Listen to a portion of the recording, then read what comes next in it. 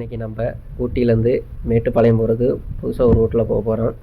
நம்ம நியூஸில் கேள்விப்பட்டிருக்கோம், ஊட்டியிலேருந்து குன்னூருக்கு ஒரு ஷார்ட்டாக ஒரு ரோடு போட்டிருக்காங்க அப்படின்னாங்க.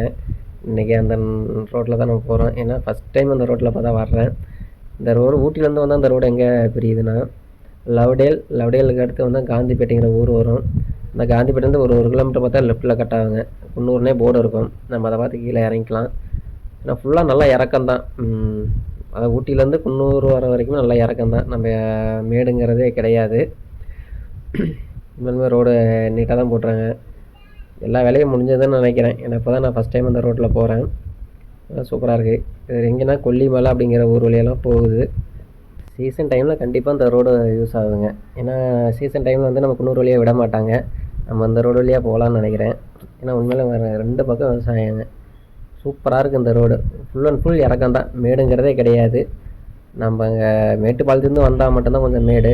இங்கே பாருங்கள், காட்டேரி மேலே ஊருக்குள்ளே சுற்றிட்டு இருக்குது. வேறு லெவல் ரோடுங்க. இது பார்த்திங்கன்னா காட்டேரி டேமு. இந்த காட்டேரி டேம் வழியாக தான் இந்த ரோடு போகுது.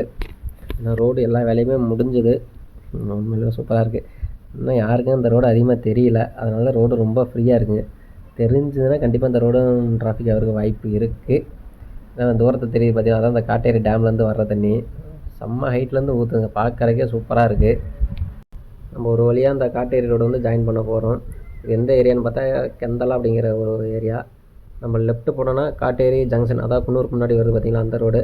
நம்ம ரைட்டு போனால் மஞ்சூர். சூப்பரான ரோடுங்க. போகாதவங்க கண்டிப்பாக அந்த ரோட்டில் ஒரு டைம் போய் பாருங்கள். வேறு லெவலில் இருக்கும்.